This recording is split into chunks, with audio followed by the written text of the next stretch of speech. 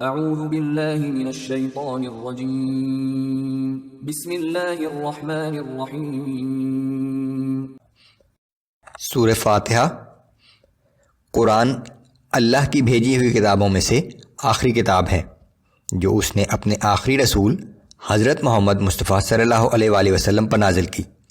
سورہ فاتحہ قرآن کی پہلی سورت بھی ہے اور قرآن کا خلاصہ بھی ہے۔ قرآن کی تعلیمات کا محور مندرجہ ذیل 2 نکات ہیں جو اس صورت میں بیان کیے گئے ہیں۔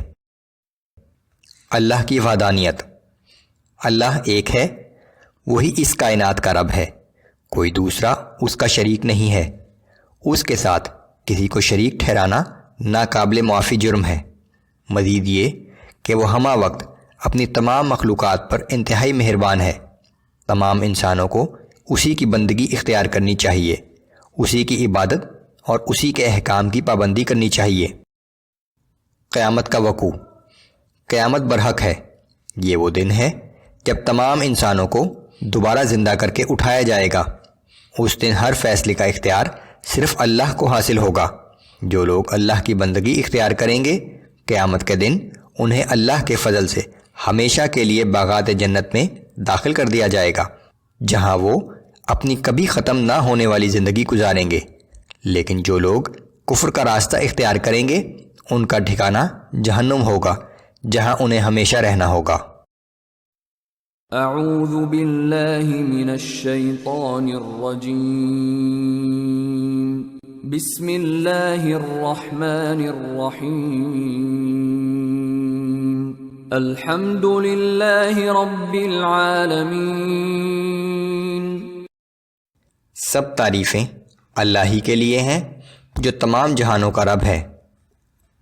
وہ تمام جہانوں کا مالک و آقا، پرورش و نگہبانی کرنے والا اور حاکم و منتظم ہے۔